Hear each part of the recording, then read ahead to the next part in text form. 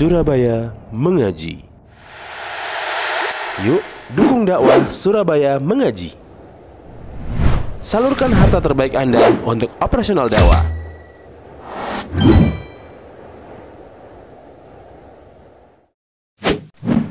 SM Store, amanah dalam muamalah. Target keinginan untuk memiliki hafalan pada beberapa dalil-dalil misalnya, atau beberapa surat-surat Al-Quran misalnya, atau ingin menghafal beberapa hadis Nabi SAW, maka antum butuh 3 hal ini untuk bisa mencapai kesuksesan dalam apa yang menjadi cita-cita antum di dalam menuntut ilmu. Yang pertama, ya, bersemangat dalam belajar. Ada semangat, yaitu al-hirsu ala ma yanfa'. Ada semangat untuk meraih apa yang bermanfaat baginya. Famata waffiqal 'abdu ila ma yanfa'uhu harasa 'alaihi. Maka setiap kali seorang hamba itu diberikan taufik oleh Allah kepada apa yang bermanfaat baginya, hatinya mulai cenderung kepada sesuatu yang ingin dia peroleh dari sesuatu yang bermanfaat bagi hidupnya, maka dia pasti akan bersemangat untuk meraihnya. Sama dengan seseorang ketika dia menuntut ilmu, dia bersemangat ingin mendapatkan ilmu yang bermanfaat, maka muncul apa? Keinginan besarnya dalam belajar, muncul semangatnya dalam menuntut ilmu.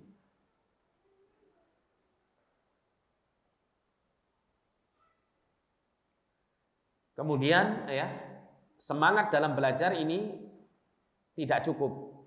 Tidak cukup. Membutuhkan usaha yang kedua, yaitu berdoa, memohon pertolongan kepada Allah Subhanahu wa taala. Sebagaimana Allah Subhanahu wa taala memerintahkan Nabi SAW untuk memohon ilmu yang bermanfaat. Allah mengatakan dalam Al-Qur'an, wa qur rabbi zidni ilma. Dan katakan Nabi Muhammad SAW, rabbi zidni ilma. Wahai Rabbku, tambahkan kepadaku ilmu.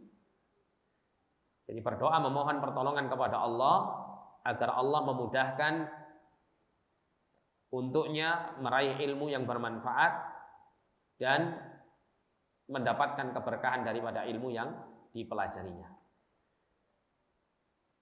Al-isti'anatu billahi azza wa jalla fi tahsilihi. Minta pertolongan kepada Allah dalam mencapainya atau meraihnya. Kemudian yang ketiga adalah adamul ajzi an bulughil bughyati minhu. Yaitu tidak bermalas-malasan atau tidak merasa lemah untuk mencapai cita-citanya, tidak lesu. Jangan sampai kemudian seseorang ketika dia menuntut ilmu, ya, dia memiliki semangat yang berapi-api, kemudian ketika dia menjumpai satu pelajaran yang mungkin dia anggap sulit, maka pada akhirnya membuat dia surut semangatnya, membuat dia patah di tengah jalan, gitu ya. Oleh karena itu pentingnya memohon pertolongan kepada Allah ini agar memudahkan jalan kita di dalam menuntut ilmu. Ya, berusaha untuk tidak bermalas-malasan dan tidak berputus asa, ya, dikala dia mendapatkan sesuatu yang sulit.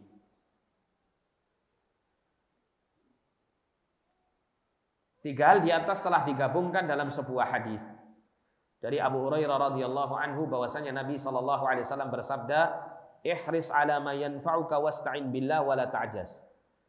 Bersemangatlah kamu untuk meraih apa yang memberikan manfaat kepadamu. Kalau menurut Syekh Abdurrahman As-Sa'di, ya, kemanfaatan yang dimaksud di sini adalah manfaat di dalam agama dan manfaat di dalam perkara dunia. Sedangkan ilmu agama ini memberikan manfaat kepada kita dunia, memberikan manfaat kepada kita akhirat. Sebagaimana Imam Syafi'i rahimahullah pernah mengatakan, man arada dunya fa'alaihi bil ilmi wa man arada al akhirah fa'alaihi bil ilmi wa man aradahuma fa'alaihi bil ilmi. Siapa yang ingin meraih kehidupan dunia yang baik, maka wajib baginya untuk menuntut ilmu. Karena ilmu itu akan mengantarkan dia untuk meraih segala kebaikan-kebaikan dan kemanfaatan di dalam meraih kebahagiaan hidup di dunia. Dan siapa yang menginginkan untuk mendapatkan kebaikan di akhirat, maka wajib baginya untuk menuntut menuntut ilmu agama. Karena seseorang apabila dia mengetahui ilmu agama, maka dia akan mengetahui pintu-pintu kebaikan yang bisa mengantarkan dia untuk sampai kepada kebahagiaan yang abadi, untuk sampai kepadanya ya surga Allah Subhanahu wa taala dan jauh dari siksa nerakanya. Wa man aradahuma, siapa yang menginginkan keduanya, fa alaihi bil ilmi, maka hendaklah dia menuntut ilmu agama Allah Subhanahu wa taala. Dulu ada orang namanya, seingat saya namanya Abdurrahman Al-Auqas. Dia ini orang yang memiliki tubuh yang cacat. Jadi badannya itu bungkuk, Pak ya. Bungkuk, terus kemudian di punggungnya ini muncul seperti daging yang membesar, seperti punuk unta. Jadi kalau jalan itu seperti bentuknya seperti anak panah, ujung anak panah itu. Begini. Kemana-mana jadi ejekan orang-orang. Anak-anak pun juga mengejek keadaan cacatnya orang. Maka kemudian ibunya memberikan saran. Wahai putraku, jika kamu menginginkan untuk mendapatkan kemuliaan, maka wajib bagimu untuk menuntut ilmu agama. Maka dilaksanakan apa yang menjadi nasihat ibunya ini, sampai pada akhirnya dia menjadi seorang qadhi, seorang hakim. Yang setiap orang yang berperkara di pengadilan yang dipimpin olehnya, maka orang itu akan selalu gemetaran sampai Abdurrahman Al-Auqas ini meninggalkan tempat duduknya. Karena saking takutnya dan saking besarnya haibah dan kewibawaan Abdurrahman Al-Auqas melalui ilmu yang Allah Ta'ala anugerahkan kepadanya. Ini menunjukkan bahwasanya seseorang apabila ingin mulia dunia akhirat, maka dia membutuhkan ilmu. Ilmu agama ini memuliakan manusia. Bahkan memuliakan mereka, para ahli ilmu ini, Allah memuliakannya dengan ilmunya melebihi kemuliaan para raja-raja. Para penguasa itu tidak lebih mulia daripada orang-orang yang berilmu. Oleh karena itu, untuk meraih kemuliaan, maka bersemangat dalam belajar ilmu agama, senantiasa memohon pertolongan kepada Allah agar memudahkannya, dan tidak bermalas-malasan serta berputus asa dalam menuntut ilmu. Kemudian dikatakan di sini, Al-Junaid rahimahullah mengatakan, "Ma talaba ahadun syai'an bi jiddin wa sidqin illa nalahu, fa illam yanalhu kullahu nala ba'dahu." Al-Junaid rahimahullah menjelaskan, seseorang yang mengejar sesuatu dengan semangat dan kejujuran, maka pasti dia akan mendapatkan apa yang dia kejar tersebut. Jika dia tidak berhasil untuk meraih semuanya, maka pasti dia akan meraih sebagiannya. Ya, jadi kita tidak boleh berputus asa. Kalau seandainya kita misalnya mentargetkan hafal ini dan itu gitu ya, dan memahami ini dan itu dalam ilmu agama, kemudian target kita tidak terpenuhi, pasti jika kita menempuh kiat-kiat yang disebutkan di sini bersungguh-sungguh dalam menuntut ilmu, maka kita pasti mendapatkan sebagiannya. Dan insya Allah sebagian besarnya kita akan mendapatkannya. Dan itu tentu jauh lebih baik daripada keadaan kita sebelum kita memulai. Ketika kita belum mendapatkan apa-apa dari sebagian cita-cita yang kita ingin gapai. Nah, masalahnya kita ini lebih unggul rasa malasnya daripada apa? Daripada semangatnya. Ini yang menjadi jihad kita ya, jihadun nafs. Masing-masing kita ini ada jihadnya, yaitu apa? Memerangi hawa nafsu. Yang salah satunya adalah kemalasan. Dan malas ini termasuk perkara yang Nabi SAW berlindung darinya, sehingga ini menunjukkan bahwa rasa malas adalah keburukan dan musuh bagi kaum muslimin. Ya, terutama rasa malas di dalam menggapai kebaikan-kebaikan dan kemuliaan, yang salah satunya adalah rasa malas dalam menuntut ilmu. Nah, kita masuk pada prinsip yang keempat, yaitu sarful himmati fihi ila ilmil Qur'ani was sunnah. Jadi mengarahkan tekad yang kuat, kesungguhan yang besar di dalam menuntut ilmu itu menuju kepada apa? Ilmu Al-Qur'an dan sunnah. Ini mempelajari ilmu Al-Qur'an dan sunnah, atau di sini disebutkan memprioritaskan mempelajari Al-Qur'an dan As-Sunnah.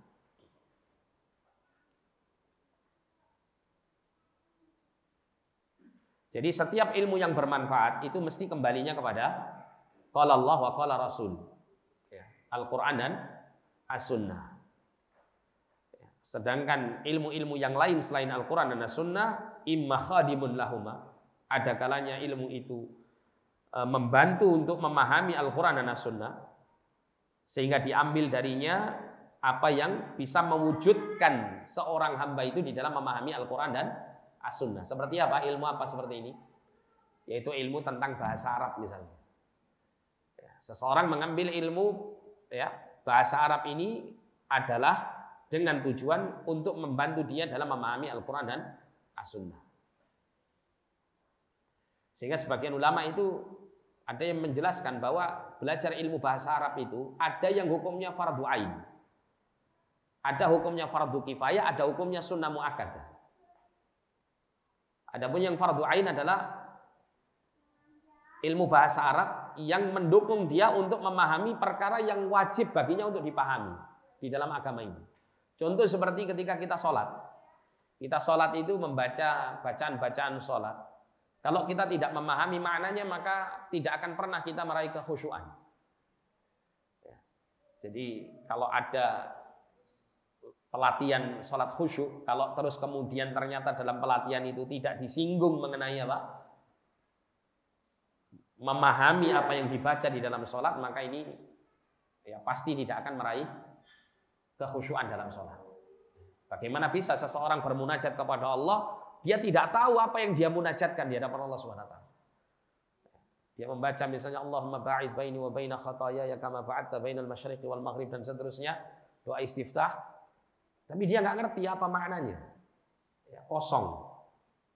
Sehingga tidak ada rohnya, dia di dalam bermunajat kepada Allah Subhanahu wa taala. Sedangkan Nabi mengatakan bahwa Allah tidak menerima doa min qalbin ghafilin lahin, dari hati orang yang lalai, yang tidak tidak didasari oleh kesadaran yang penuh ketika dia bermunajat kepada Allah Subhanahu wa taala. Nah, sehingga dia tidak bisa meraih kekhusyuan. Nah, maka di antara ilmu yang mendukung untuk memahami Al-Quran dan As-Sunnah adalah ilmu bahasa Arab, terutama ilmu yang dengan kadar yang wajib untuk bisa menyempurnakan kewajibannya kepada Allah Subhanahu wa taala.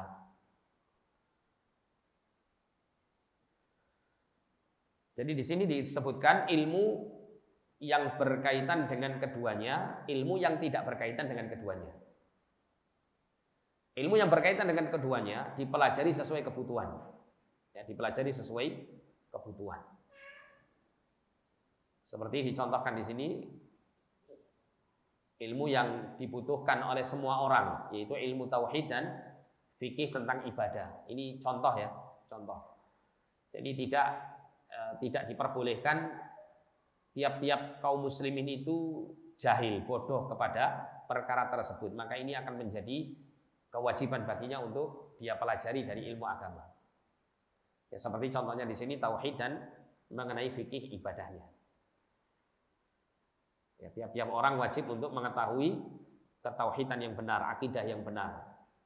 Demikian pula bagaimana beribadah dengan ibadah yang benar, ini juga sangat dibutuhkan oleh semua orang. Kemudian contoh seperti misalnya orang yang berprofesi sebagai pedagang, maka ada ilmu yang dia butuhkan di dalam berdagang yang wajib untuk dia ketahui. Yaitu diantaranya adalah fikih tentang jual beli. Fikih tentang jual beli. Maka ini menjadi kewajiban bagi pedagang untuk mempelajarinya. Atau misalnya berkaitan dengan keadaan orang yang memiliki harta yang lebih, orang kaya. Maka ada kewajiban pada hartanya itu untuk mengeluarkan zakat, maka dia wajib untuk memiliki pengetahuan tentang fikih zakat. Atau dia seorang dai, seorang ustadz atau semacamnya, maka dia tentu harus memiliki ilmu-ilmu yang cukup untuk membantu dia di dalam mengajarkan ilmu agama kepada manusia. Seperti ilmu-ilmu tentang kaitannya dengan bahasa Arab, usul fikih, mustalah hadis dan seterusnya. Ini ilmu-ilmu yang sifatnya fardu kifayah bagi semua orang, Tapi bagi para duat, para ustadz, ini ada kadar wajib yang harus dikuasai dari ilmu-ilmu yang semacam ini. Ya, sehingga tidak selayaknya bagi seorang da'i atau seorang ustadz itu tidak memiliki dasar-dasar pengetahuan tentang ilmu-ilmu yang bersifat fardu kifayah ini. Ya, karena mereka adalah orang-orang yang mendedikasikan dirinya dalam mengajarkan ilmu agama kepada umat, sehingga membutuhkan banyak perangkat-perangkat ilmu yang mendukung dia untuk benar-benar bisa memahami Al-Quran dan As-Sunnah dengan baik, sehingga tidak terjadi penyimpangan dan kesesatan yang dihasilkan dari pemahamannya. Kemudian ada ilmu yang tidak berkaitan dengan keduanya, maksudnya tidak ada hubungannya dengan Quran dan Sunnah. Kalau dalam istilahnya Syekh Shalih Al-Utsaimin di sini, ajnabiyun anhuma, ilmu yang asing untuk keduanya, itu Al-Quran dan Sunnah. Ilmu yang tidak dibutuhkan sama sekali ya, untuk memahami Al-Quran dan As-Sunnah. Maka yang seperti ini ya, tidak mengapa meninggalkannya. Bahkan ya, bisa kita katakan wajib meninggalkannya apabila itu termasuk golongan ilmu yang tidak bermanfaat, ilmu yang membinasakan. Seperti contoh misalnya ilmu kalam, ilmu tentang filsafat, atau ilmu sihir misalnya. Ini ilmu-ilmu yang sama sekali tidak bermanfaat di dalam kehidupan dan tidak berkaitan atau juga tidak dibutuhkan di dalam kita memahami Al-Quran dan As-Sunnah. Berkata Iyad Al-Yahsubi dalam kitab beliau Al-Ilmah, ilmu itu sumbernya hanya dua, ya tidak lebih, kecuali bagi orang yang tersesat dari jalan kebenaran. Dua sumber ilmu itu adalah ilmu Al-Quran dan ilmu hadis yang dinukil oleh para tabi'in dari para sahabat. Jadi ilmu itu adalah Al-Quran dan As-Sunnah. Adapun yang selainnya maka dia adalah turunan daripada keduanya, atau ilmu yang mendukung atau membantu untuk memahami keduanya. Itulah ilmu yang dibutuhkan.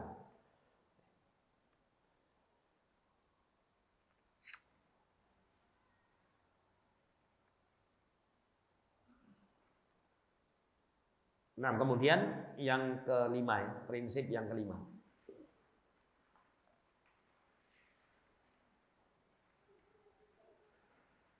Prinsip yang kelima adalah sulukul jadatil musila ilaihi. Jalan yang ditempuh untuk mencapai kepada ilmu atau mengikuti metode yang benar dalam belajar. Jadi kalau kita perhatikan dalam semua ilmu ya, baik ilmu agama maupun ilmu-ilmu yang lain, maka mesti ada metode yang tepat untuk mempelajari ilmu tersebut. Tentu kita tidak akan bisa menyamakan belajar ilmu biologi dengan ilmu matematika dengan metode yang sama. Itu tidak mungkin. Ya, karena apa? Karakter dan sifat ilmu keduanya sangat berbeda. Mungkin kalau ilmu biologi membutuhkan pemahaman dan hafalan. Tapi kalau ilmu matematika membutuhkan logika, nalar, dan pengetahuan kemampuan untuk menghitung, kan begitu ya. Nah, jika ilmu-ilmu dunia saja membutuhkan metodologi yang benar dalam mempelajarinya, apalagi ilmu agama, ilmu yang ya dengannya kehidupan dunia dan akhirat itu tertopang dengan baik. Ilmu yang dengannya kebaikan dunia dan akhirat akan tercapai. Maka tentu membutuhkan metode yang tepat di dalam menuntut ilmu agama Allah Subhanahu wa taala. Disebutkan di sini ilmu memiliki jalan untuk menggapainya. Barang siapa tidak menapakinya, maka dia akan gagal meraihnya. Bisa jadi dia akan mendapatkan faidah, namun hanya sedikit dibandingkan dengan keletihan yang ia curahkan. Jadi ada orang-orang yang tidak mengetahui metode dalam belajar ilmu agama, sehingga yang terjadi adalah dia mungkin banyak menghabiskan waktunya untuk membaca kitab-kitab para ulama, tapi ternyata hasil yang dia peroleh sangat sedikit. Pemahaman dan hafalan yang dia peroleh dari ilmu yang dia pelajari sangat sedikit, sedangkan usaha yang telah dicurahkan sangat-sangat besar. Sangat-sangat besar. Makanya tidak heran kalau misal kita menemui ada orang yang duduk bertahun-tahun di majelis ilmu, tapi ilmunya tetap segitu-segitu saja, tidak bertambah. Atau kita mendapati ada orang yang Masya Allah semangat kutu buku misalnya. Tapi ternyata apa? Pemahaman agamanya tidak bertambah kedalaman dan keluasan di dalam memahami agama. Maka ini tentu dikarenakan diantaranya adalah karena salah dalam menempuh jalan untuk meraih ilmu atau salah dalam menggunakan metode di dalam belajar.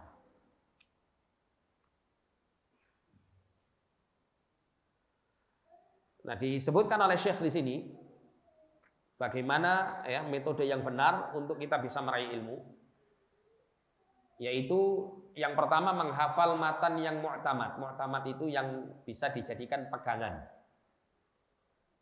Ya, bisa dijadikan pegangan. Dan matan itu apa sih? Matan itu adalah ringkasan-ringkasan ilmu yang ditulis dalam kitab kecil. Biasanya dijadikan sebagai diktat di dalam belajar. Isinya adalah poin-poin penting yang terdapat di dalam satu ilmu yang dipelajari. Itu adalah matan.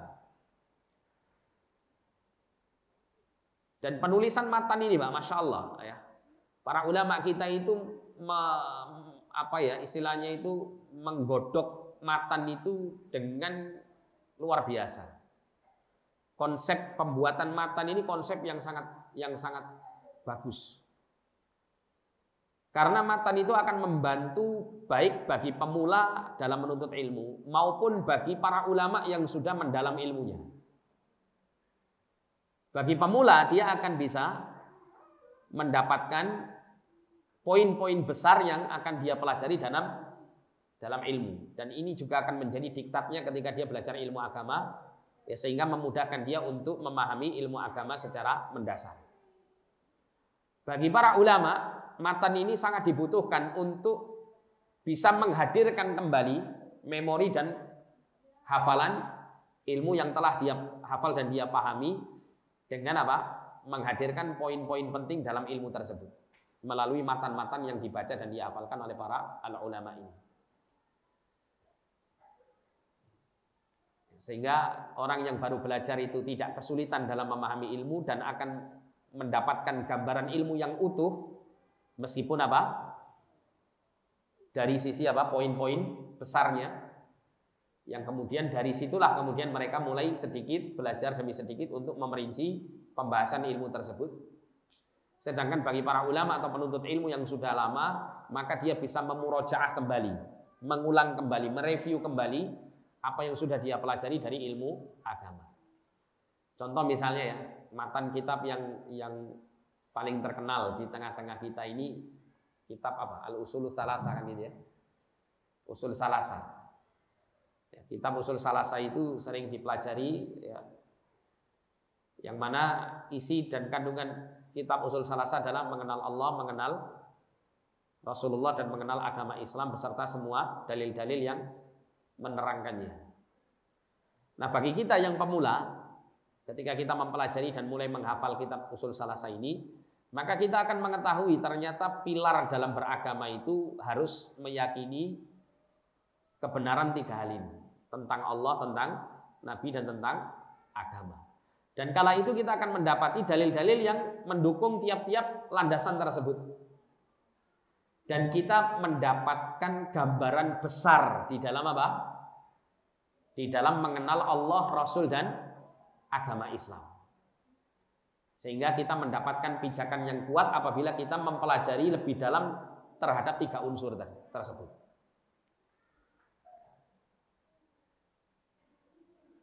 Sedangkan bagi para ulama yang ilmunya sudah mendalam, maka sistematika matan Usul Salasah ini bisa membantu mereka untuk bisa menghadirkan ingatan-ingatan dan pemahaman mereka pada tiap-tiap poin-poin yang 3 tersebut.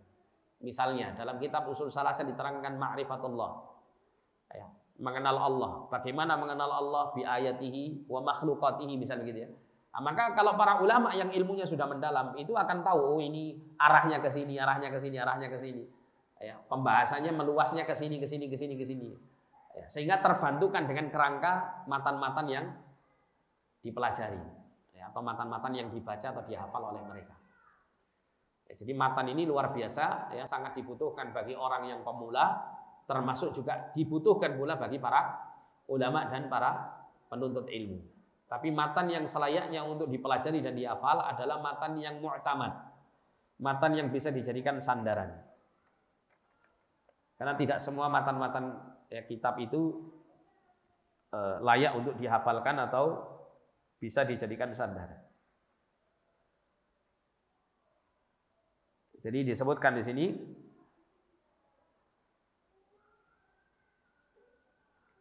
agar supaya seseorang itu mencapai ilmu yang dia inginkan atau ilmu yang dia butuhkan, maka dia wajib untuk menempuh jalan untuk meraihnya, dan ini terbangun di atas dua perkara. Siapa yang mengambil keduanya maka dia pada hakikatnya telah mengagungkan ilmu. Karena ilmu itu tidak dituntut sehingga tercapai apa yang diinginkan kecuali dengan menempuh dua jalan, yaitu yang pertama adalah menghafal matan yang jami'in lirajih, matan yang isinya itu menyeluruh, mencakup permasalahan yang dipelajari.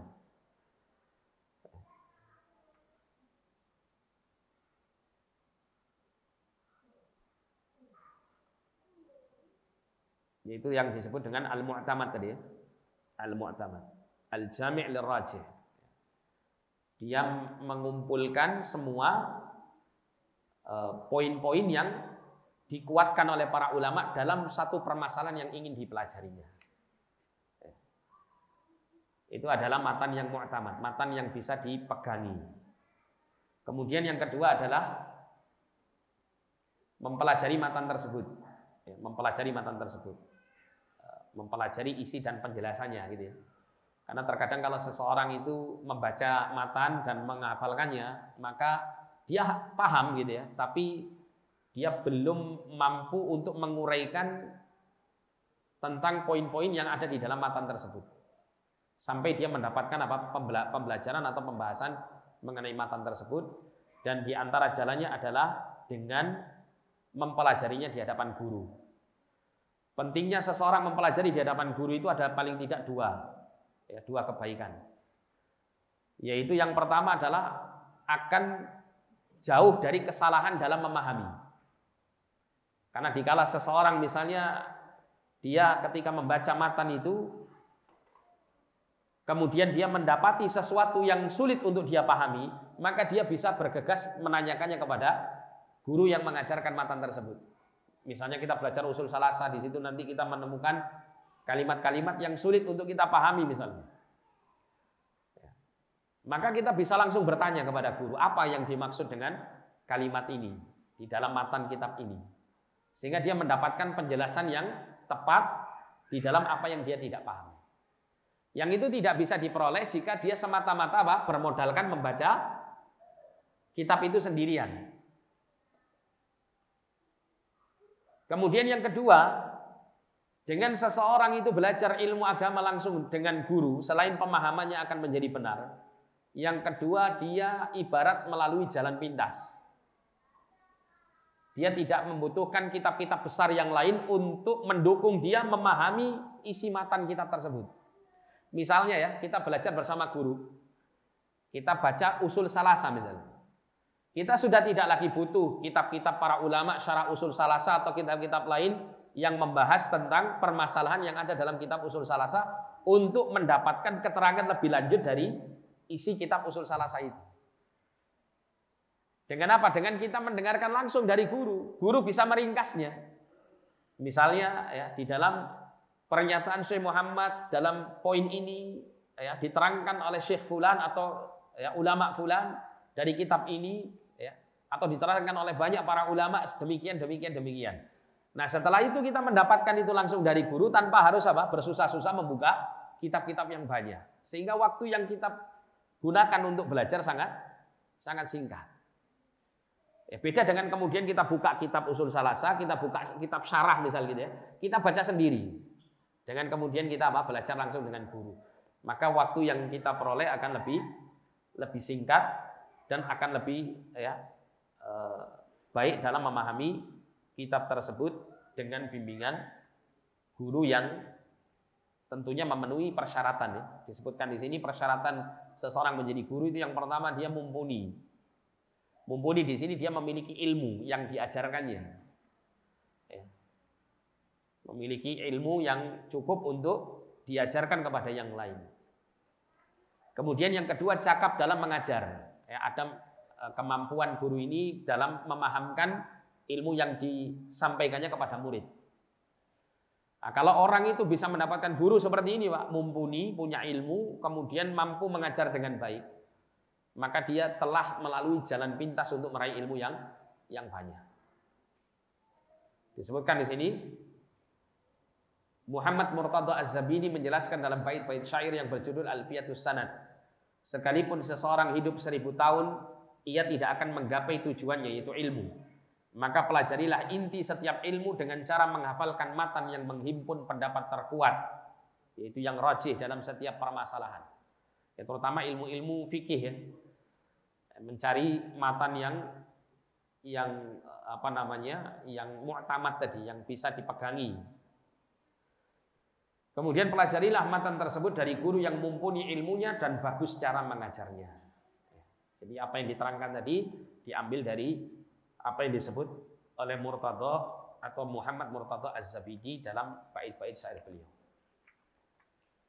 Nah, jalan inilah yang bisa menyampaikan seseorang sampai kepada tujuan untuk meraih ilmu agama yang luas. Dan penguasaan kita kepada banyak matan gitu ya, itu akan mengantarkan kita untuk bisa meraih banyak ilmu.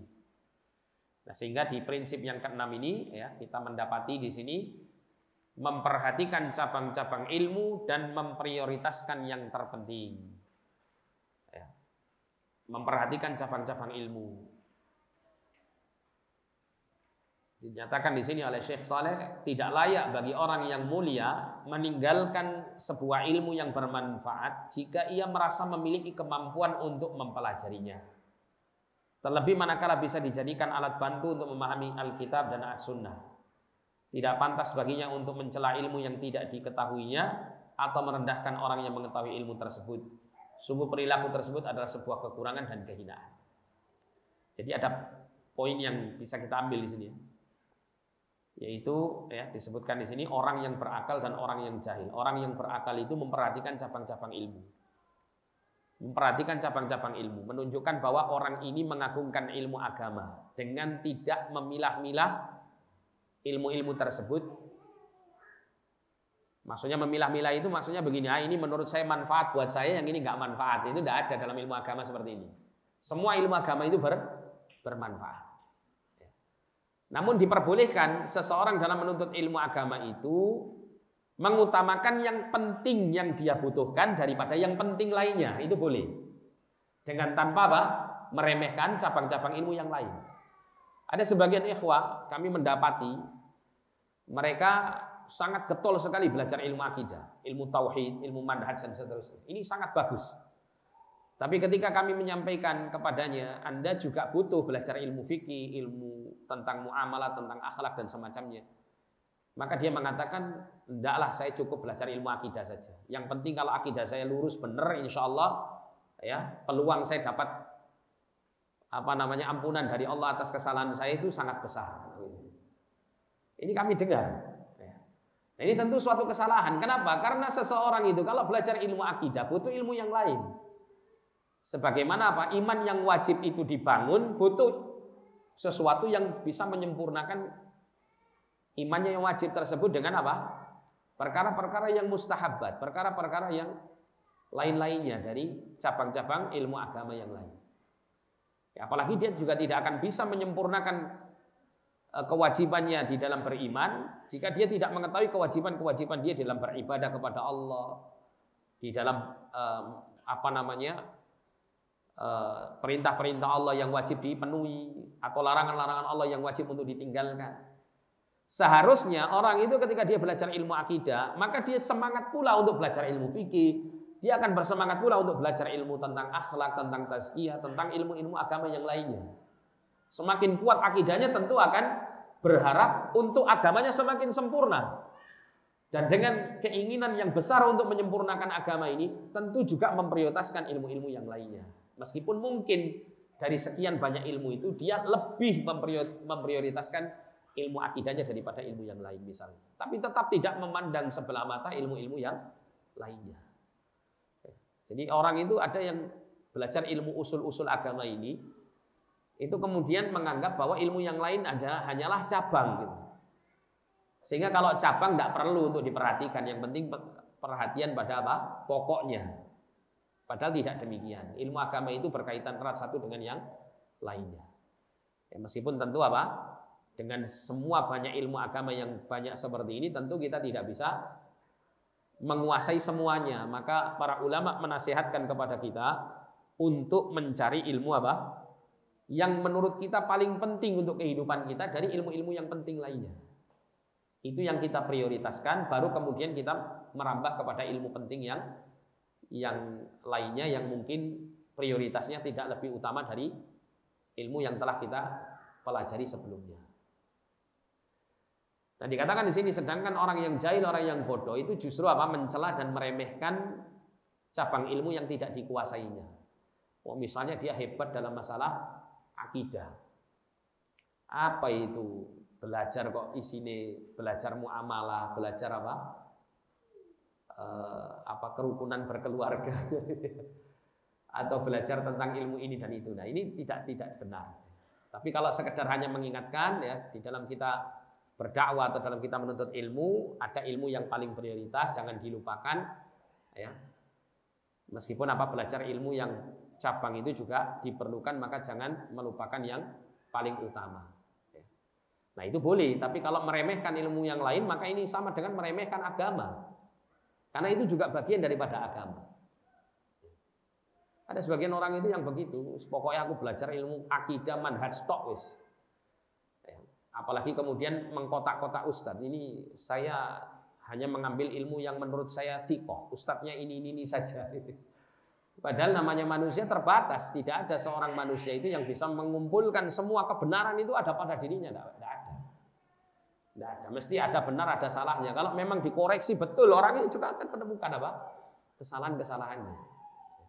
Cuman kan tentu tidak selayaknya. Apalagi seorang murid itu berusaha untuk mengkorek kesalahan gurunya, ini tidak selayaknya. Wong dulu para murid-murid di zaman generasi keemasan dulu, mereka berusaha untuk supaya tertutupi aib gurunya ini. Sampai ada yang bersedekah sambil berdoa kepada Allah, ya Allah, tutupilah aib guruku ini supaya aku bisa mendapat keberkahan ilmu dari guruku.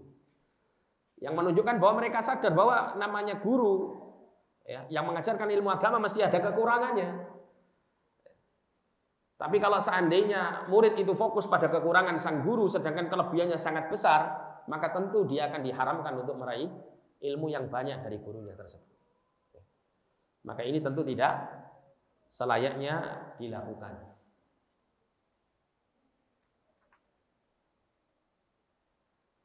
Nah, kemudian yang ke-7 ya, prinsip yang ke-7.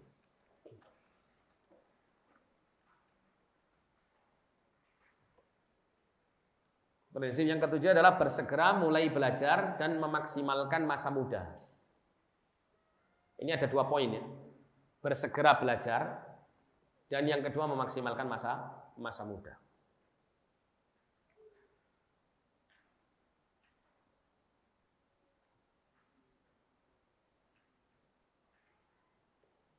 Jadi masa yang terbaik dalam belajar ilmu agama adalah masa muda. Kenapa? Karena masa muda itu semua kenikmatan Allah itu Allah berikan pada puncaknya.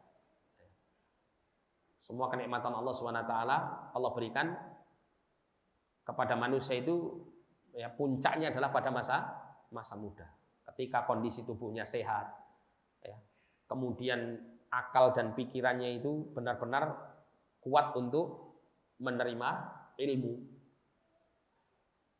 Kemudian juga memiliki waktu yang banyak, waktu yang luang, karena belum memiliki tanggung jawab yang besar di dalam urusan-urusan keluarga atau urusan-urusan umat. Nah, maka masa muda ini adalah masa terbaik dalam menuntut ilmu. Oleh karena itu, ya, dikatakan oleh Syekh Shalih Al-Utsaimin, wal ilmu fi sinni syabab asra' ila nafs wa aqwa ta'alluqan wa lusuqa. ilmu di usia muda ya, itu lebih cepat diterima oleh hatinya. Wa aqwa ta'alluqan, dan sangat kuat menggantung dan melekatnya di dalam jiwanya. Oleh karena itu masa muda ini ditanya oleh Allah Subhanahu wa taala pada yaumul hisab kelak secara khusus daripada apa? Pertanyaan mengenai umur secara umum. Kan Nabi pernah mengatakan ightanim khamsan qabla khamsin gitu ya. Manfaatkan 5 perkara sebelum datang 5 perkara. Di antaranya syababaka qabla haramik. Masa mudamu sebelum datang masa tuamu. Ya, karena ini nanti akan ditanya nanti pada hari kiamat. Apa yang telah kau lakukan dengan masa mudamu ya, di dalam apa? Menjalankan ketaatan kepada Allah Subhanahu wa taala ini. Namun masa muda ini ternyata apa? Masa yang pendek, tidak lama. Masa yang tidak lama. Bahkan Imam Ahmad rahimahullah mengatakan masyabbahtus syabab illa bi syai'in kana fi kummi fasaqata. Tidaklah aku menyerupakan masa muda itu kecuali dengan sesuatu yang ada pada lengan bajuku kemudian jatuh. Ya, maksudnya apa? Maksudnya sangat pendek sekali, sangat singkat sekali masa muda ini. Oleh karena itu sebetulnya menjadi tanggung jawab kita semua sebagai orang tua itu bagaimana supaya generasi muda kaum muslimin ini itu benar-benar ya, diisi masa mudanya ini dengan kebaikan-kebaikan, menjadi masa muda yang gilang gemilang. Karena kalau kita memperhatikan peradaban-peradaban kaum muslimin di masa dahulu, kegemilangan kaum muslimin di dalam sejarah mereka pada masa yang dahulu, itu usia-usia muda itu sudah mencapai tugas-tugas yang berat. Seperti Usama bin Zaid radhiyallahu taala anhuma. Beliau itu mendapat amanah untuk menjadi panglima perang, yang mana beliau tentu memimpin para sahabat senior kala itu di usia 18 tahun. 18 tahun jadi panglima tentara, Pak. Yang mana mungkin di masa sekarang jabatan itu bisa diperoleh di usia yang cukup tua. Pernah ada sisa-sisa daripada orang-orang atau keluarga dari dinasti Umayyah, namanya Abdurrahman.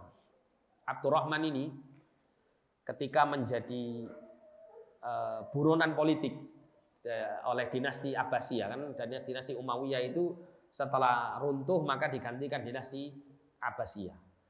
Nah, sisa-sisa orang-orang dinasti Umayyah ini salah satunya adalah Abdurrahman. Abdurrahman ini kemudian lari ke Andalus dengan usia kurang lebih 18 tahunan. Dia lari ke negeri Andalus, kemudian dia bisa menciptakan kekhilafahan di sana. Bikin satu negara baru. Seorang pemuda bisa bikin negara, bayangkan. Kita yang sudah tua bisa bikin apa? Dan kalau kita baca kegemilangan para pemuda-pemuda Islam di masa dahulu itu luar biasa.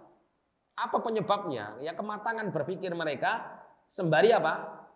Kesadaran mereka bahwa masa muda mereka ini adalah masa yang paling gemilang di dalam perjalanan umur hidup mereka.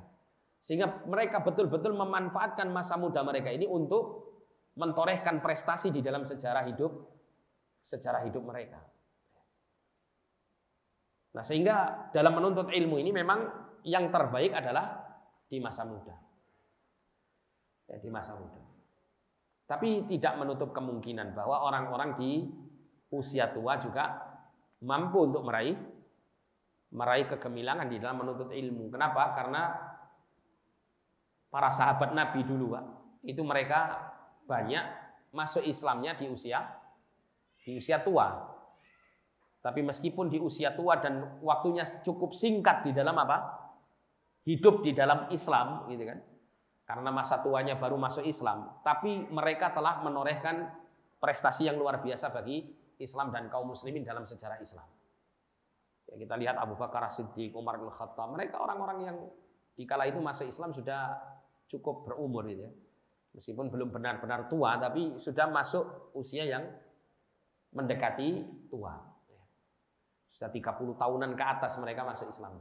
Ada juga Hamzah bin Abdul Muthalib, orang yang sudah sepuh, masuk Islam, paman Nabi SAW.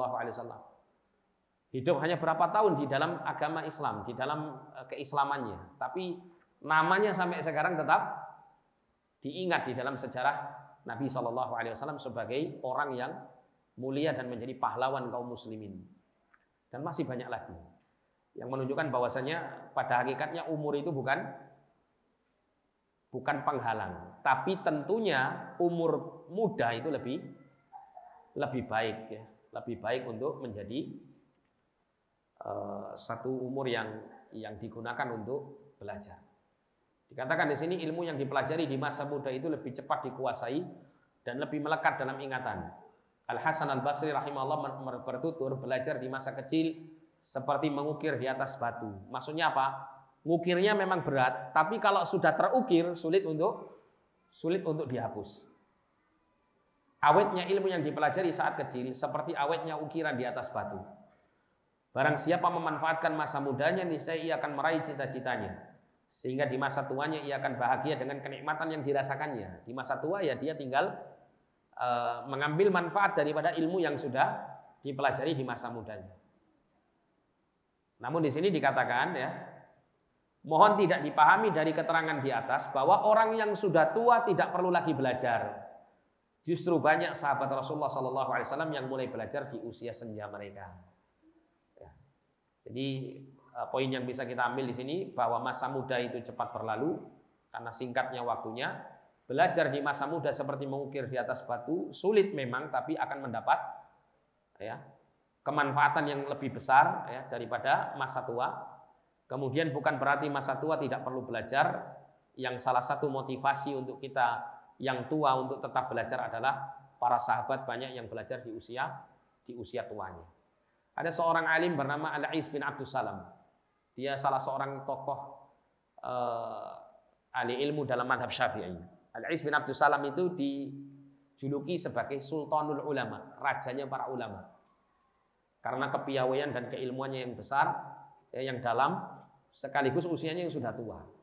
Jadi Al-Ais bin Abdus Salam ini berpuluh-puluh tahun itu menghabiskan waktu untuk belajar ilmu filsafat, ilmu kalam. Suatu ketika ada seorang ibu-ibu gitu ya, itu tanya tetangga kosnya dia gitu istilahnya begini. Itu tanya kepada dia tentang masalah darah haid. Dia nggak bisa jawab. Ya, dia arahkan kepada seorang alim di negeri itu yang mengajarkan ilmu fikih untuk bertanya kepadanya. Maka Al-Ais ini di usia yang sudah tua kala itu kan nggak salah usia sudah 40-an lebih mungkin ya. Beliau kala itu berpikir, saya ini puluhan tahun belajar ilmu kalam. Ditanya masalah darah wanita haid ini, itu saja saya nggak ngerti, nggak bisa jawab. Berarti ilmu yang selama ini puluhan tahun saya pelajari nggak ada manfaatnya. Maka akhirnya dia banting setir. Di usia tuanya itu dia mulai belajar ilmu agama, mulai mengambil metode yang tepat dalam belajar. Maka tidak membutuhkan waktu yang lama, beliau kemudian menonjol dalam ilmu agama ini sampai kemudian mendapat gelar Sultanul Ulama. Itu menunjukkan bahwa masa tua tidak menghalangi seseorang itu dalam belajar.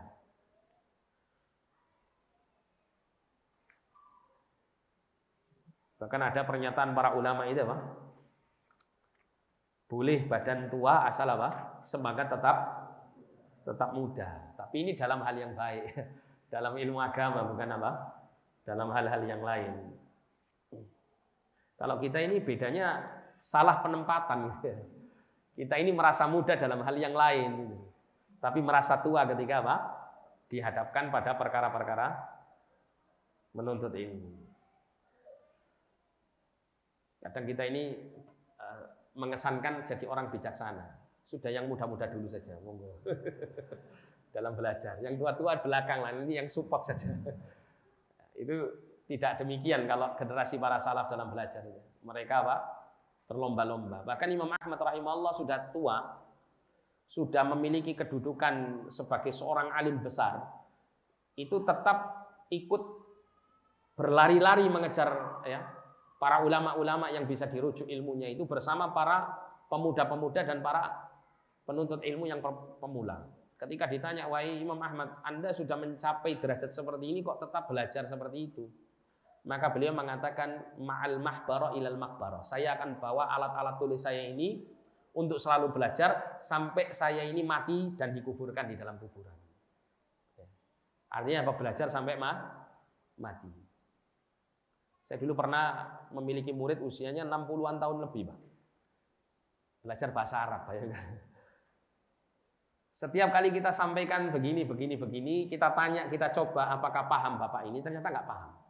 Beliau selalu mengatakan, saya mohon maaf Ustaz, selama saya belajar ini tidak ada yang saya pahami. Tidak ada yang bisa saya paham. Nah, terus Bapak kok termotivasi untuk tidak pernah absen belajar? Iya, supaya saya dapat pahala. Masya Allah.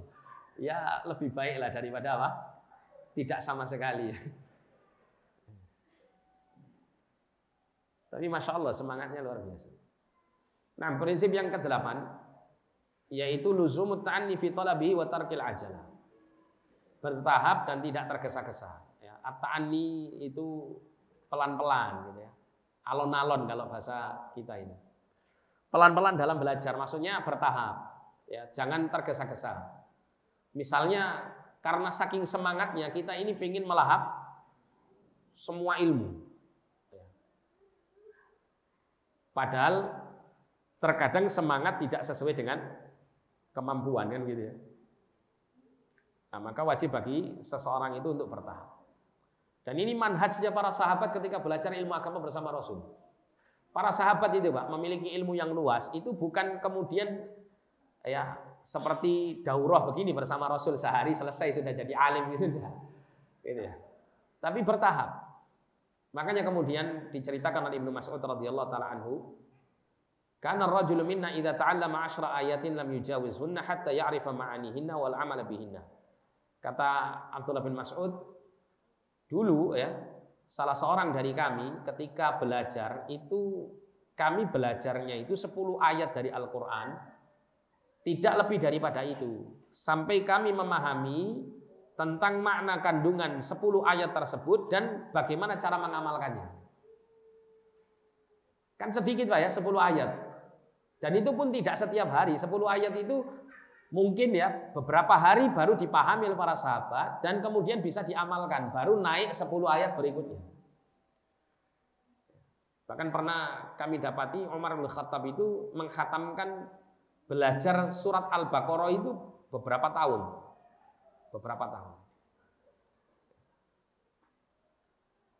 Ini menunjukkan bahwa mereka dalam menuntut ilmu itu sedikit demi sedikit bertahap. Bahkan Imam Az-Zuhri, salah seorang ulama ahlul hadis yang terkenal, beliau itu mengatakan innama jama'na hadzal ilma bil hadis wal haditsaini wal mas'alah wal mas'alatain. Sesungguhnya kita ini mengumpulkan ilmu agama ini itu mulai dari 1 hadis dan 2 hadis, 1 masalah, 2 masalah. Jadi sedikit-sedikit. Tidak kemudian apa dalam jumlah yang banyak. Meskipun ya sah-sah saja seseorang kalau dia memiliki semangat dan kemampuan untuk meraup banyak ilmu, maka dia maksimalkan kemampuannya untuk meraih banyak ilmu. Akan tetapi kebanyakan manusia tentu melalui tahapan-tahapan di dalam meraih ilmu yang banyak. Dan tidak perlu tergesa-gesa. Kalau memang hari ini belum bisa dipahami, mungkin besok bisa paham, diulang lagi.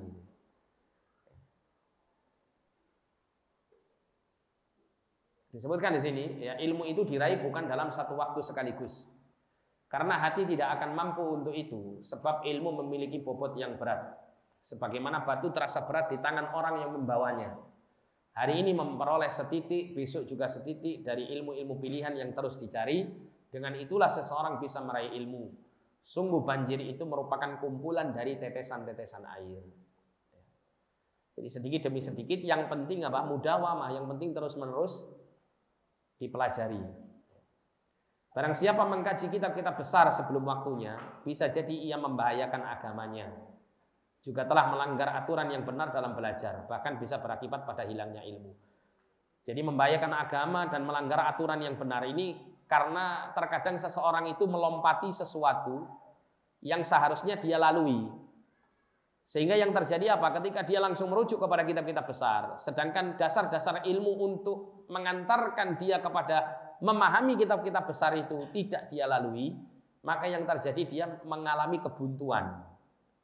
Oh, ternyata belajar ilmu agama ini angel gitu ya, sulit dipahami. Seperti ini, ada banyak istilah-istilah yang tidak diketahui. Akhirnya yang terjadi apa? Hilangnya ilmu. Maksudnya apa? Semangat kita hilang dan pada akhirnya kita pun berhenti. Tidak lagi mempelajari ilmu agama.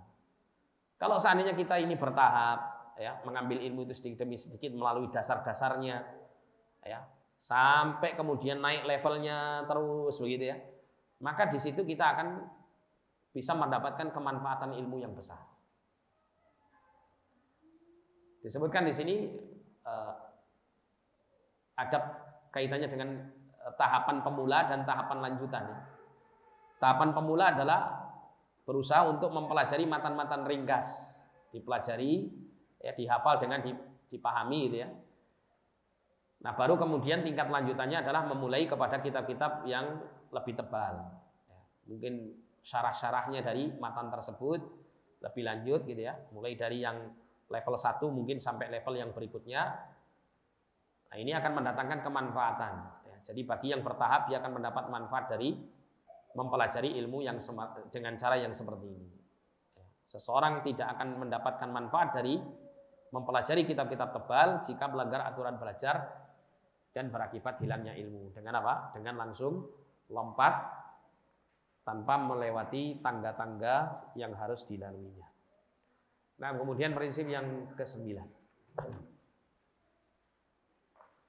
Prinsip yang ke-9 adalah sabar dalam belajar dan mengajarkan ilmu.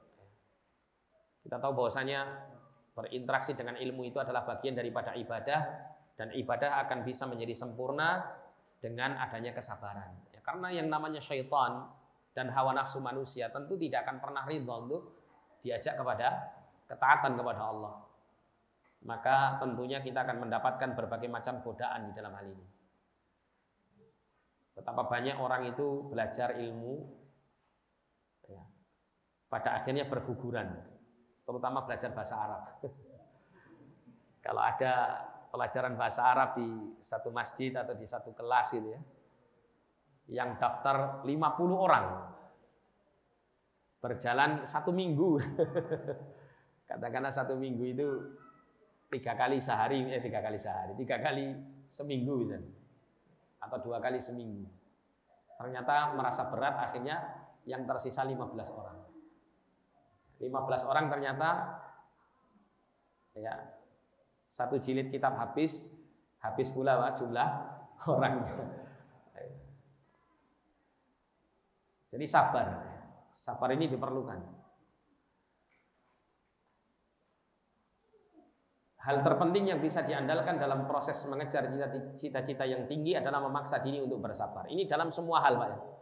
Kita ini mau meraih cita-cita dunia atau cita-cita akhirat itu mesti butuh kesabaran.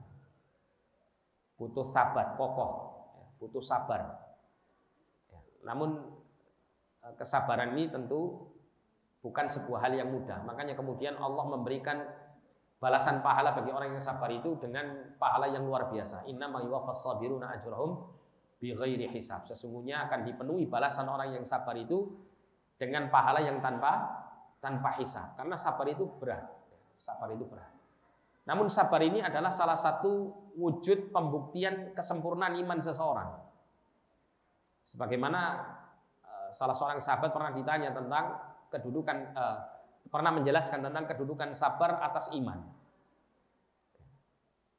As-sabru 'alal iman, ya, karra'si 'alal badan. Manzilatus sabri 'alal iman, kedudukan sabar bagi iman itu seperti kedudukan kepala bagi badan.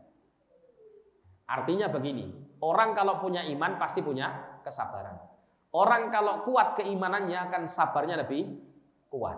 Kalau orang itu lemah keimanannya, sabarnya pas-pasan. Sabarnya juga kurang.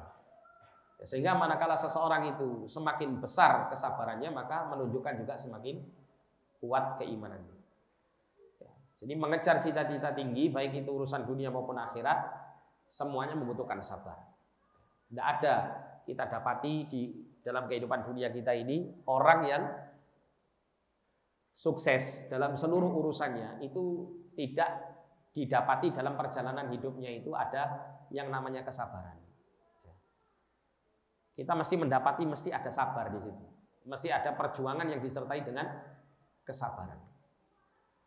Yahya bin Abi Katsir rahimahullah menegaskan, ilmu tidak akan didapatkan dengan fisik yang bersanteria. La yanalul ilma illa birahatil jismi. La yanalul ilma birahatil jismi. Tidak akan apa? Diraih ilmu itu dengan bersantai-santai. Harus ada usaha, harus ada saharul layali gitu ya. Begadang di tengah malam untuk mengulang-ulang, menghafal, membaca, mendengarkan ya tentang kaitannya dengan ilmu. Dengan kesabaran kebodohan bisa dihilangkan dan kenikmatan ilmu itu bisa dirasakan. Jadi seseorang itu, Pak, mungkin awalnya belajar ilmu agama itu berat. Tapi ketika terus ya sabar membersamainya dalam menuntut ilmu, maka sampai pada titik di mana dia merasakan kelezatannya. Merasakan kelezatan. Kalau sudah merasakan kelezatannya, maka sabar pun akan dirasakan kelezatannya di dalam menuntut ilmu. Dia akan sanggup untuk bersabar dalam menghadapi berbagai macam cobaan di dalam menuntut ilmu ya, dengan apa? Merasakan kelezatannya.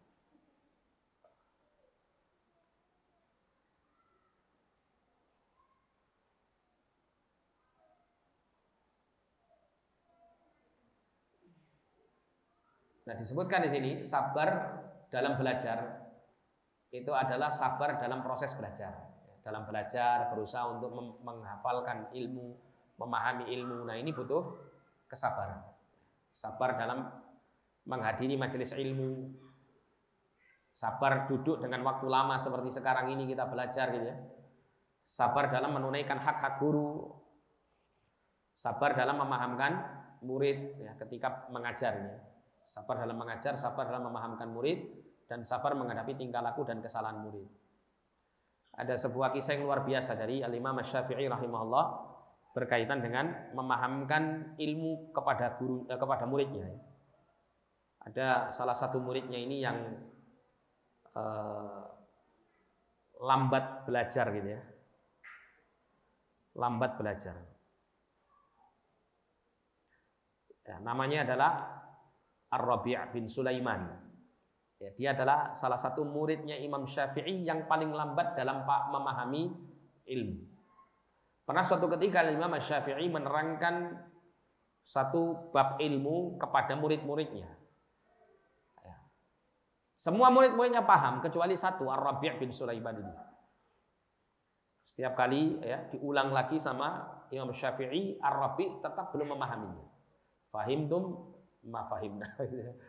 Gitu. Saya nggak paham.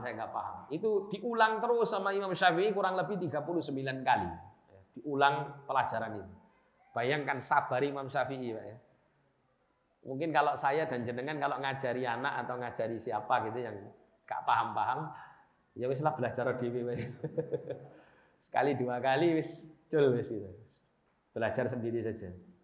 Ini ndai 39 kali. Sampai akhirnya Ar-Rabi' sendiri merasa malu.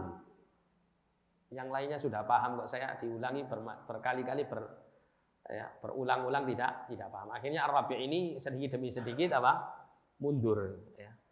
Melarikan diri dari majelisnya Imam Syafi'i. Nah, ketika itu ternyata di malam hari rumahnya Ar-Rabi' ini diketok pintu oleh seseorang. Ya. Maka Ar-Rabi' mengatakan, siapa? Muhammad bin Idris. Dia berpikir Muhammad bin Idris di kota ini nggak ada yang lain kecuali Imam Syafi'i gurunya. Ini dibukakan pintu ternyata benar gurunya datang. Jadi Imam Syafi'i itu tahu betul bahwasanya Ar-Rabi' kala tadi meninggalkan majelisnya itu karena apa? Karena malu. Maka Imam Syafi'i mengatakan, ibaratnya kalau bahasa kita itu sudah sekarang ini antara kamu sama saya saja, tak privati kamu. Ayo belajar sama saya. Diajarkan ya. Namanya privat itu kadang kan lebih bisa paham sebetulnya, lebih bisa fokus daripada belajar bareng-bareng. Ternyata Rabi' ini nggak paham betul. Memang nggak bisa gitu. Maka akhirnya Imam Syafi'i mengatakan kepada Rabi', inilah yang aku mampu dari mengajarnya. Saya mohon maaf, bayangkan gurunya mohon maaf. Ini luar biasa adabnya Imam Syafi'i ini. Makanya Imam Syafi'i ini ilmunya itu benar-benar dijaga betul sama murid-muridnya. Sampai sekarang itu kalau antum mau belajar ilmu fikih, salah satu madhab terbesar ilmu fikih itu adalah madhab Syafi'i. Karena ilmunya Syafi'i ini benar-benar diperhatikan oleh murid-muridnya. Loyalitas murid-muridnya kepada Imam Syafi'i dan penerus-penerusnya kepada mazhab Syafi'i ini sangat besar.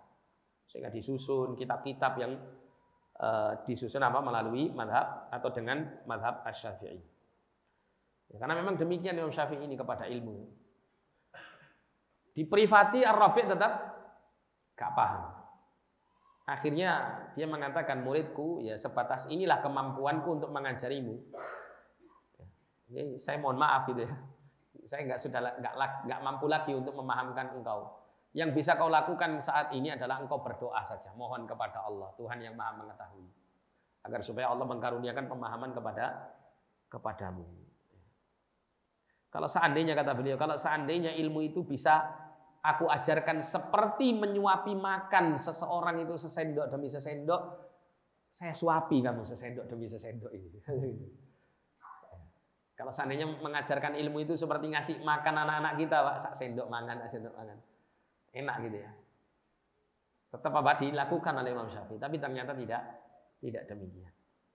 Ya, maka pada akhirnya Rabi' bin Sulaiman berdoa mohon kepada Allah, ya, bersabar terus dalam menuntut ilmu sampai pada akhirnya Rabi' bin Sulaiman ini termasuk ya salah satu daripada ulama besar mazhab Syafi'i. Ya, termasuk riwayat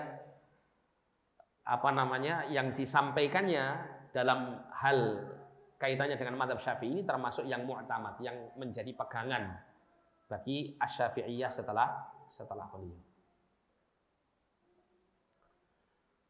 Jadi sabar dalam belajar dan mengajar ini adalah termasuk dari ya, kiat untuk mencapai keberhasilan untuk meraih ilmu yang bermanfaat. Kemudian terakhir yang ke-10 yaitu senantiasa menjaga adab di dalam ilmu. Ibnu Qayyim rahimahullah mengatakan tingginya adab seseorang adalah pertanda kebahagiaan dan keberuntungannya. Sedangkan minimnya adab adalah alamat kemalangan dan kegagalannya. Sarana terbesar untuk mendapatkan kebaikan duniawi dan ukhrawi adalah adab. Sebaliknya penghalang terbesar dari kebaikan duniawi dan ukhrawi adalah minimnya adab. Orang itu, Mbak, kalau punya adab, meskipun dia jahil, bukan orang yang ahli ilmu misalnya, atau bukan penuntut ilmu sekalipun, maka dia akan memiliki nilai di tengah-tengah manusia. Orang itu tahu unggah-ungguh istilahnya bahasa gitu ya, sopan santun, kemudian mengetahui adab-adab yang sesuai dengan sunnah. Meskipun dia bukan orang yang alim, bukan orang yang memiliki penguasaan ilmu yang dalam, itu dia akan menjadi orang yang terhormat di tengah manusia, hatta di tengah para penuntut ilmu sekalipun. Tapi kalau orang itu berilmu tapi tidak beradab, maka dia dianggap sebagai orang yang tidak berilmu. Nah, sehingga adab ini sangat penting bagi para penuntut ilmu untuk dijaga. Apalagi seseorang itu memiliki ilmu, tentunya ilmu yang ada pada dirinya itu harus dia jaga dengan adanya adab-adab yang dilakukan olehnya. Orang yang layak mendapatkan ilmu adalah yang menghiasi dirinya dengan adab, baik itu adab personal, adab saat menghadiri pelajaran, adab kepada guru, maupun adab terhadap teman. Jadi diterangkan oleh Syekh Al-Utsaimin bahwa ketika seseorang itu beradab, maka orang yang berilmu itu akan merasa bahwa orang yang beradab ini layak untuk diberikan ilmu kepadanya. Karena orang yang paling bisa menjaga ilmu orang yang beradab. Tapi kalau ada orang mungkin cerdas, kemampuan dalam memahami itu cepat, tapi nggak beradab, maka orang yang alim atau seorang guru yang memiliki ilmu itu enggan untuk mengajarkan ilmu ini kepada orang yang tidak beradab. Karena tampak pada dirinya ya, meremehkan ilmu, ya, tampak pada dirinya ketiadaan adab yang membuat dia pada akhirnya ya, tidak bisa menjaga ilmu yang nantinya akan diajarkan kepadanya. Sehingga tidak layak bagi orang yang tidak beradab untuk mendapatkan ilmu yang bermanfaat. Bahkan ada para ulama mengatakan bil adabi tafhamul ilma. Dengan adab itulah engkau bisa memahami ilmu. Nah, adab yang seharusnya atau selayaknya dijaga oleh penuntut ilmu adalah yang pertama adab terhadap diri sendiri. Di antaranya dengan apa? Bertakwa kepada Allah Subhanahu wa taala. Berusaha untuk senantiasa mendekatkan diri kepada Allah, menjaga kesolehan ya pribadinya, baik dalam keadaan zahir maupun batinnya. Kemudian adab menghadiri majelis ilmu, ya, duduk di majelis ilmu ini sangat berbeda dengan duduk di majelis selainnya, ya, karena di majelis ilmu ini bukan hanya kita yang hadir, para malaikat pun juga hadir. Ya, dan Allah Subhanahu Wa Taala mencintai majelis seperti ini. Rasul Shallallahu Alaihi Wasallam juga, ya, senantiasa bermajelis dengan majelis yang demikian. Ya, sehingga tentu majelis ilmu ini diperlukan adanya adab untuk menghadiri dan mendatangi. Kemudian adab kepada guru, ya, adab kepada guru, ya, jadi memuliakan guru dan menghormatinya. Kemudian berusaha untuk mendoakan kebaikan bagi guru dan seterusnya dari adab-adab kepada guru. Ini diperlukan agar supaya, ya, seseorang itu mengagungkan ilmu. Karena ketika seseorang itu mengagungkan ilmu, maka tentu dia akan memuliakan para ahli ilmu, orang-orang yang berilmu. Kemudian adab kepada sesama teman, ya, ini juga diterangkan di dalam kitab-kitab adab yang tentunya apabila diterangkan di sini secara detail tentu tidak mencukupi waktunya. Tapi intinya di sini berusaha menjaga adab di dalam menuntut ilmu adalah perkara yang penting yang akan mengantarkan seseorang untuk meraih ilmu yang diberkahi oleh Allah Subhanahu wa taala. Insyaallah untuk prinsip 11 sampai 20 kita akan dengarkan nanti dari Ustadzuna Fajar Hafizahullah untuk menyampaikannya. Ini ada tersisa kurang lebih 11 menit, ya. Mungkin ada pertanyaan atau mungkin saya yang tanya, silakan antum pilih. Jadi kalau antum tidak bertanya maka saya pasti akan bertanya. Kalau antum bertanya maka membuat saya tidak bertanya. Silakan, mau yang bertanya atau yang ditanya nanti insya Allah dapat hadiah. Ini ada berapa Ustaz ini hadiahnya? Cuma 5 lah. Oh nanti jatahnya Ustaz Fajar 5 ya. Nah, ada pertanyaan sebelum saya tanya?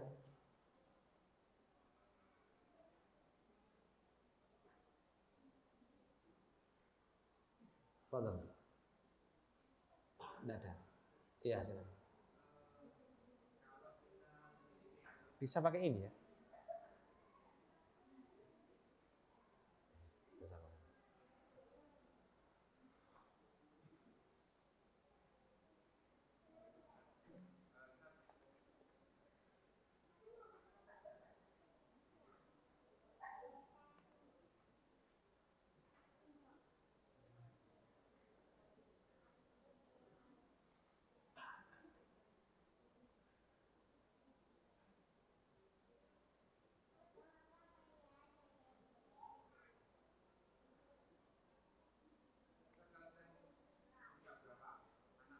Iya.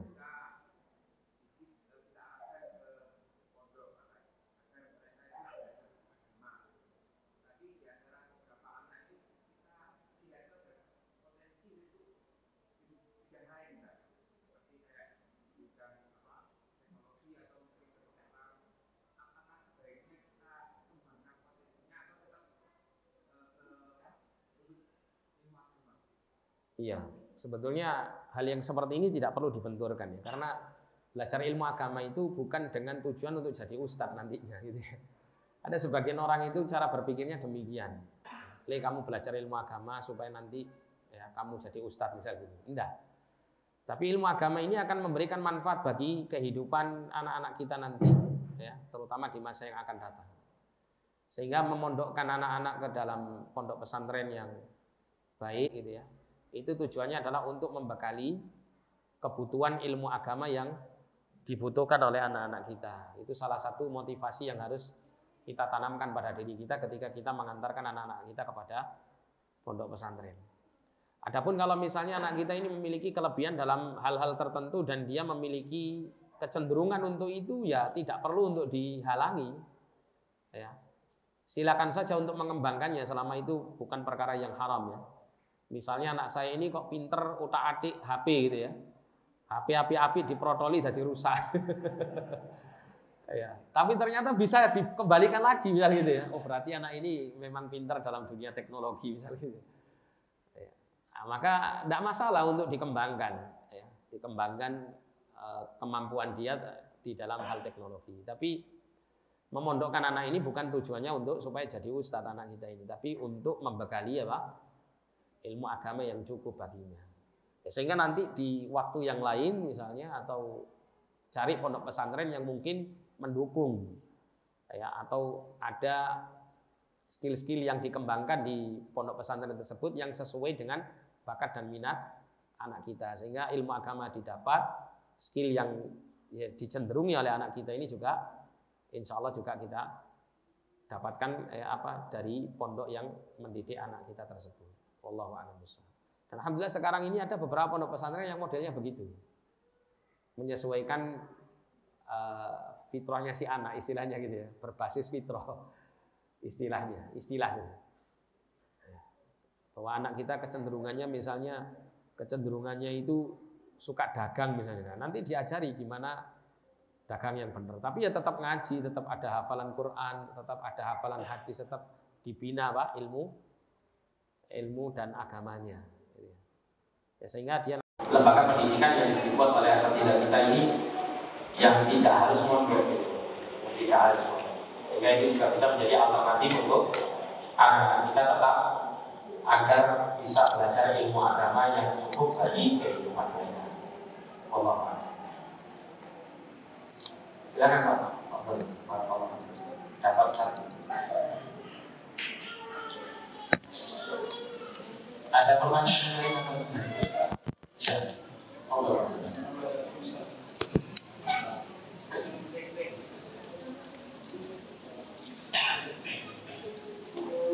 Ibu kalau mau bertanya nanti pakai tulisan ya.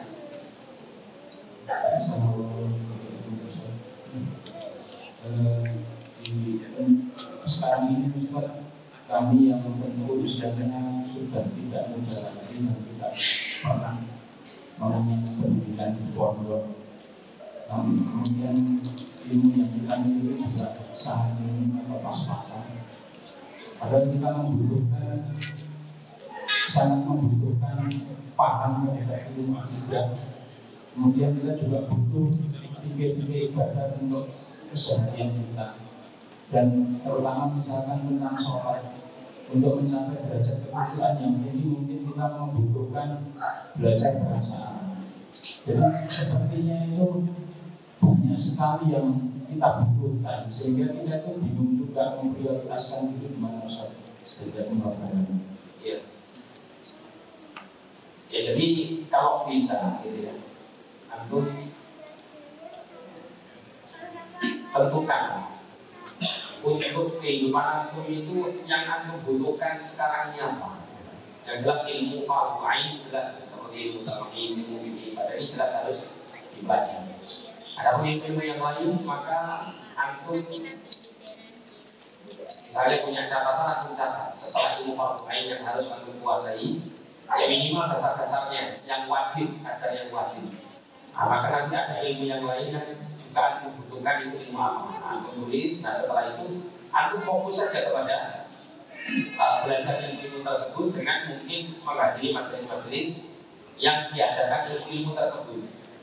Dan sekarang sarana untuk belajar banyak. Kalau kita tidak mendapati majelis ilmu yang semacam itu di sekitar kita, kita bisa mungkin menggunakan media internet untuk belajar ilmu-ilmu yang sudah kita list itu sebagai ilmu yang sangat kita butuhkan dalam kehidupan. Dengan tentunya secara mendasar, Dan kalau kita merasa berat, maka kita hanya mengambil kadar wajibnya tadi. Misalnya, kadar wajib kita ini untuk memahami iman kepada rukun iman yang 6 itu bagaimana. Itu kita pelajari. Iman kepada Allah itu berarti kita wajib mengimani keesaan zatnya Allah, kemudian mengimani tauhid rububiyah, dan asma wa sifat. Nah, kita pelajari itu poin-poin yang pentingnya saja. Adapun yang kemudian yang jelimet-jelimet ditinggalkan dulu. Kemudian misalnya kita ingin belajar fikih sholat misalnya, nah, mana yang kita butuhkan? Misalnya kita membutuhkan fikih sholat ini mengenai rukun, wajib, syarat-syarat sahnya. Jadi kita pelajari itu. Termasuk untuk mengadakan kekhusyuan, salah satunya adalah memahami bacaan sholat. Yang kita pelajari bacaan yang paling sering kita baca itu yang paling bisa kita ketahui maknanya, kita ketahui artinya. Dan insya Allah mudah-mudahan jika Allah memberikan kemudahan kepada kita semuanya, kita akan berusaha mengadakan daurah-daurah seperti ini, pembahasan singkat yang bisa kita selesaikan satu kitab para ulama, yang kita pilih ilmu-ilmu yang saya kira paling penting untuk kita pahami, supaya pada akhirnya kita mendapat kemanfaatan belajar ini secara terstruktur dengan baik, dengan waktu yang tidak lama. Karena kadang kalau kita ngaji itu setiap pekan sekali itu, kita nggak mengesankan, kita nggak sampai-sampai gitu ya. Kita nggak sampai-sampai karena terlalu luas dan terlalu panjangnya pembahasan. Nah, tentunya di sini akan menjadi perkara yang berimbang manakala kita juga memiliki waktu-waktu khusus semacam ini untuk menyelesaikan satu kitab tertentu, untuk kita bisa mengambil pelajaran inti poinnya secara utuh, yang itu bisa memenuhi kebutuhan kita secara formal. Mudah-mudahan Allah Ta'ala memudahkan kita untuk selalu biasa menyelenggarakan kajian yang demikian. Sambil terus banyak berdoa kepada Allah agar Allah selalu membimbing kita untuk meraih ilmu yang kita butuhkan dan tidak yang bermanfaat bagi hidup kita. Bismillah, saya pernah mengajak seseorang untuk ikut kajian, namun seseorang tersebut menolak dan mengatakan bahwa kalau dia mengetahui banyak ilmu agama, kemudian tidak bisa mengamalkannya, maka akan berdosa. Maka lebih baik tidak tahu dan tidak berdosa. Bagaimana ini Ustaz? Ya ini syubhatnya orang bodoh. Jadi begini Pak, ya, Allah itu menurunkan syariat agama ini, menurunkan ilmu ini, itu tujuannya bukan untuk menyulitkan manusia, tapi untuk memberikan kelapangan. Manakala seseorang itu dengan niat yang tulus, niat yang ikhlas, niat yang benar, ya, memotivasi diri untuk mengamalkan ilmu yang dipelajari, maka taufik Allah itu akan menyertai orang-orang yang demikian. Semakin orang itu bertambah ilmunya, bukan semakin berat bebannya, tapi semakin lapang hatinya. Orang yang paling lapang hatinya siapa? Manusia yang paling lapang hatinya siapa? Rasulullah SAW, Allah mengatakan alam nashrah laka sadrak. Bukankah kami telah melapangkan hati dada wahai Muhammad SAW? Dan nikmat kelapangan hatimu mendatangkan sekian banyak nikmat yang lain. Mungkin ada ikhwah yang pernah datang kajian pas kita bahas tentang perkara-perkara yang mendatangkan kelapangan hati itu. Kita terangkan bahwa kenikmatan, salah satu kenikmatan terbesar yang Allah Ta'ala berikan, yang menghasilkan kenikmatan yang lain itu adalah kelapangan hati. Orang kalau punya kelapangan hati, dalam kondisi apapun dia dipuji, itu hatinya tetap merasa tenang. Ketika dia kondisi ditimpa musibah, hatinya lapang sehingga mudah sabar. Ketika seseorang dipuji dengan kenikmatan, hatinya lapang, akan mudah bersyukur kepada Allah SWT. Di lapangan hati termasuk kunci daripada kebahagiaan ini dunia dan akhirat. Bahkan sampai Ibnu Qayyim mengatakan, ya, keadaan kondisi lapangnya manusia di alam kuburnya itu sesuai dengan kondisi lapang hatinya dalam dia di dunia. Kalau Allah memberikan kelapangan hati yang demikian lapangnya, maka telah di dalam kehidupan dia di dalam kubur itu juga akan mendapatkan kelapangan kubur yang dirasakannya kali ini. Nah, jadi untuk meraih kelapangan hati itu bagaimana? Dengan diantaranya menuntut ilmu agama Allah SWT. Allah akan memberikan taufik. Memang benar kalau orang itu belajar ilmu agama, semakin banyak pengetahuan dia terhadap yang wajib, maka semakin banyak pula yang harus dia penuhi. Tapi jangan lupa orang yang menyengaja untuk membuat dirinya bodoh di dalam agama ini, itu pun juga akan dituntut oleh Allah SWT.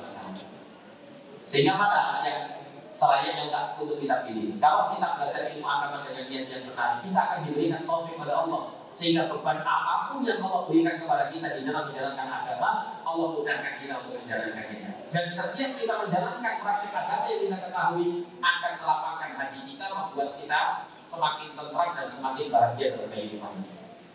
Dengan jalan yang kita tempuh karena sebab syubhat yang disampaikan tadi. Kalau semakin banyak pengetahuan kita kepada agama, maka tuntutan untuk mengamalkan agama semakin semakin tinggi dan semakin besar. Pada akhirnya kita membodohkan diri kita dengan sengaja, dan ini kalau akan dihisab oleh Allah, kesengajaan kita dalam bodoh terhadap agama, dan kita akan mendapatkan kesempitan hidup. Wa man a'rada 'an dzikri fa inna lahu ma'isyatan dhanka. Siapa yang berpaling dari peringatan itu, di antaranya dari agama Allah Subhanahu wa taala, dari ilmu agama. Fa inna lahu ma'isyatan dhanka, maka sesungguhnya ia akan mendapati kehidupannya dalam keadaan sempit. Maka silakan, ini buku yang pertanyaan. Saya kira cukup ya. Mohon maaf, ini ada sisa 3, nanti saya berikan untuk sesinya Ustaz Faisal. Jadi ada pendapat itu. Kita cukupkan dari sini. Jazakallahu khairan. Kita tutup dengan doa kafaratul majelis untuk sesi yang pertama. Subhanallah wa bihamdihi, asyhadu an la ilaha illa anta, astaghfiruka wa atubu ilaik. Wassallallahu ala nabiyyina Muhammadin wa ala alihi wasallam. Wa akhiru da'wana alhamdulillahi rabbil alamin. Wassalamualaikum warahmatullahi wabarakatuh.